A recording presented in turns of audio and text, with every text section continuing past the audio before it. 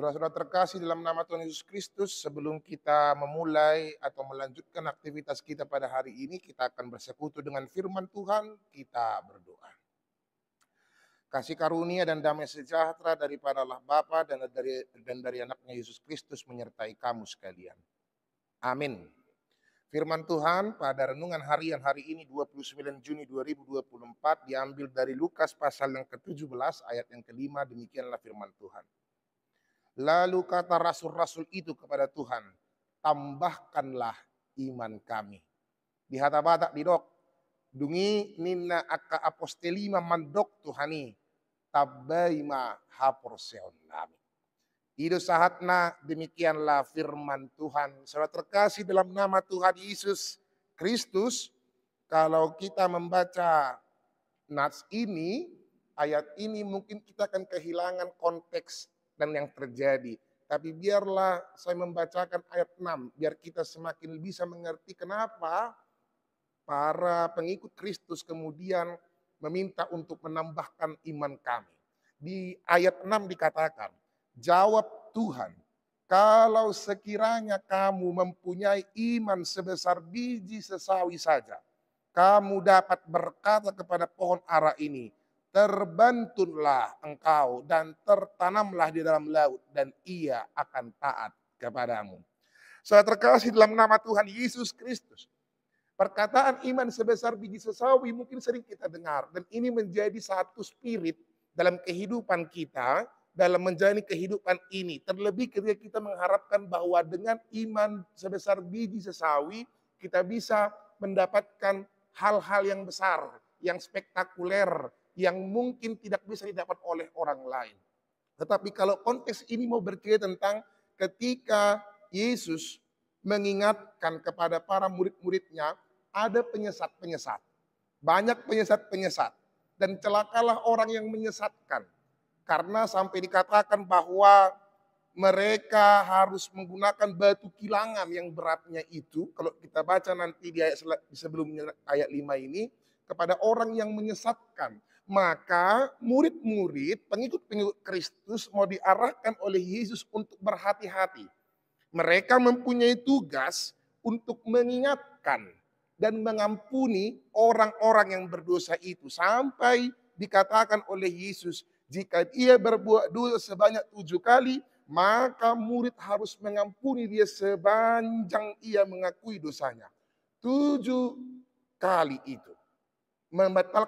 Menegaskan bahwa ini merupakan konteks tentang pengampunan. Jadi mereka menegur orang-orang yang sesat, tidak ikut serta, tetapi mereka juga harus bisa mengampuni ketika mereka mendapatkan kesalahan itu. Bukan melegitimate kemudian seakan-akan kalau buat dosa diampuni, bukan. Tetapi konteks itu mau menjelaskan bahwa anugerah Allah diberikan untuk kita untuk kemudian mempunyai tugas mengabarkan Injil pengampunan dari Allah sebagai bentuk untuk pengembangan. Hararat nih harajau nih debata.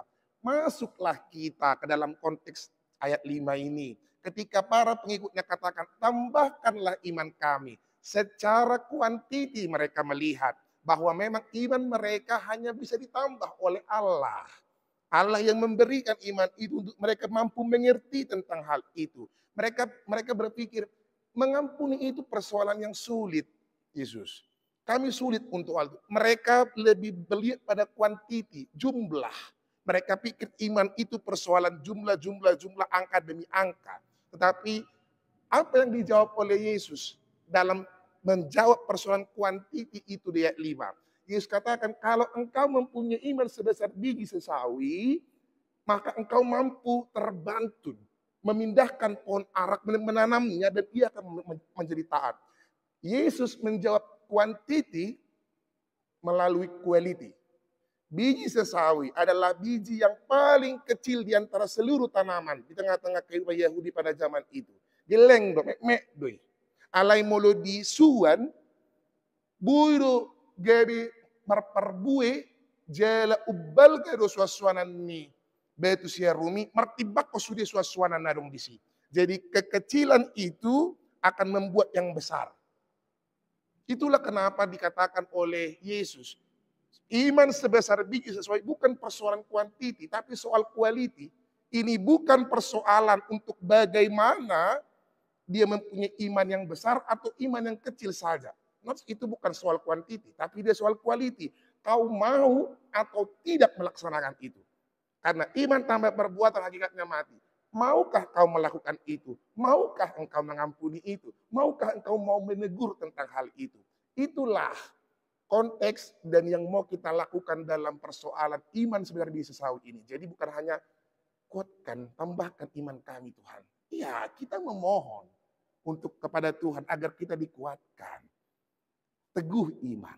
Tetapi itu tidak dari situ. Dengan imanmu yang kecil itu, sedikit saja, kalau engkau mau dengan penyertaan Tuhan, engkau bisa melakukan apapun. Saudara terkasih dalam nama Tuhan Yesus Kristus. Iman bukan soal kuantiti, banyak dikitnya.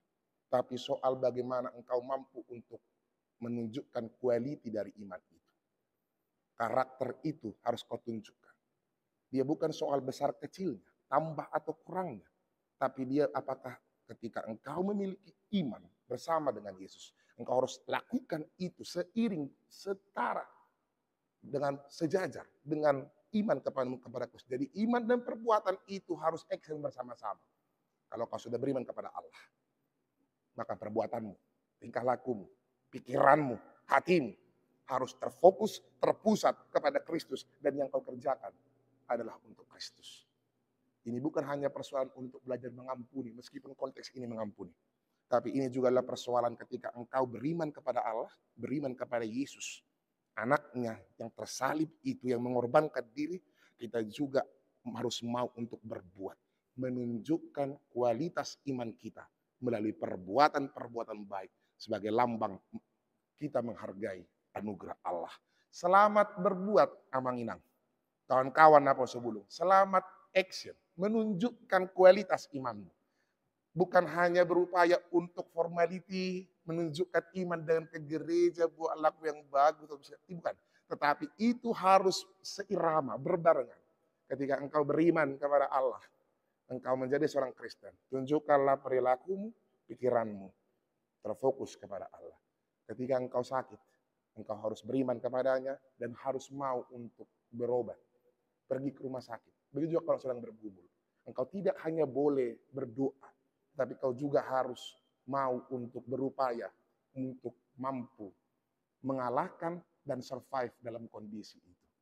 Biarlah nama Tuhan semakin termulia dengan kualitas iman kita yang selalu kita tampilkan dalam kehidupan kita. Amin. Kita berdoa. Terima kasih Tuhan yang maha baik. Engkau telah menyertai kehidupan kami. Biarlah firman-Mu ini menjadi jalan bagi kami. Tidak hanya soal besar kecilnya, quantity, tetapi ini adalah soal quality. Bagaimana kami mampu beriman dan menunjukkan iman kami dengan perbuatan-perbuatan yang meniru Engkau, perbuatan-perbuatan yang baik. Kami mampu saling mengampuni, saling menegur, kami mampu saling untuk bersama-sama mengerjakan keselamatan kami. Ajar kami Tuhan untuk benar-benar hidup kepadamu. Benar-benar mampu menghadirkan kebaikan Allah dalam kehidupan kami lepas pribadi. Kami serahkan kehidupan kami ke dalam tangan pengasihan-Mu Tuhan. Seluruh rencana, seluruh doa, seluruh pergumulan kami pribadi lepas pribadi.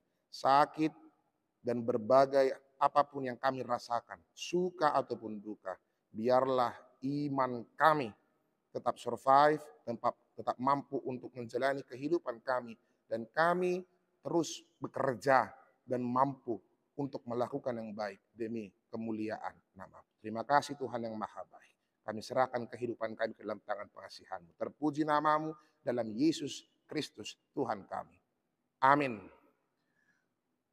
Tuhan memberkati kita, oras madihita, unang lupa sogo marminggu amanginang, dongan nama sobulung nahina holongan, nang lupa sogo marminggu tu gereja dah. Salam cinda.